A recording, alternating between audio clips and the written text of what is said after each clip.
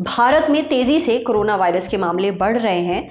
Ministry of health and family welfare के मुताबिक 26 मई तक देश में कोविड-19 के 1010 एक्टिव मामले हैं। सबसे ज्यादा मामले केरल, महाराष्ट्र, दिल्ली और गुजरात से रिपोर्ट किए गए हैं। इन मामलों की संख्या लगातार बढ़ रही है। हर राज्य कोविड-19 से निपटने के लिए अपने स्तर पर तैयारी भी कर रहा है। इसी बीच वर्ल्ड हेल्थ ऑर्गेनाइजेशन यानी WHO ने कोरोना वायरस के नए वेरिएंट NB.1.8.1 को वेरिएंट अंडर मॉनिटरिंग यानी VUM घोषित किया है। इसके क्या मायने हैं, ये हमने पूछा एशियन हॉस्पिटल फरीदाबाद में respiratory and critical care department के डायरेक्टर एंड हेड डॉक्टर मानव मनचंदा से।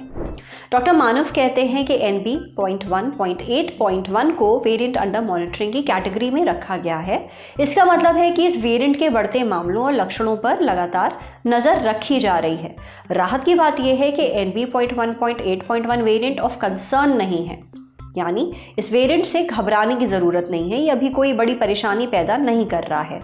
लोगों को केवल सतर्क रहने की जरूरत है। अब तक ऐसा देखा गया है कि ये वेरिएंट कोरोना वायरस के दूसरे वेरिएंट की तुलना में तेजी से फैलता है, लेकिन ये दूसरे वेरिएंट्स सब वेरिएंट्स जितना गंभीर नहीं है। भारत में NB.1.8.1 वेरिएंट का पहला मामला तमिलनाडु में मिला था अप्रैल के महीने में। इसके लक्षण कोरोना वायरस के पुराने वेरिएंट्स जैसे ही हैं, जैसे खांसी आना, गले में खराश, थकान, सांस लेने में परेशानी और बुखार। इस वेरिएंट से बचने के लिए शारीरिक दूरी बनाएं, भीड़ भाड़ वाली जगहों पर मास्क लगा कर जाएं, हाथ धोते रहें, सैनिटाइजर का इस्तेमाल करें।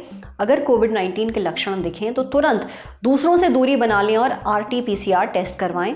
अगर टेस्ट पॉजिटिव आता है तो इलाज लें। ऐसे लोग खास ख्याल रखें जिनकी इम्यूनिटी किसी भी वजह से कमजोर है।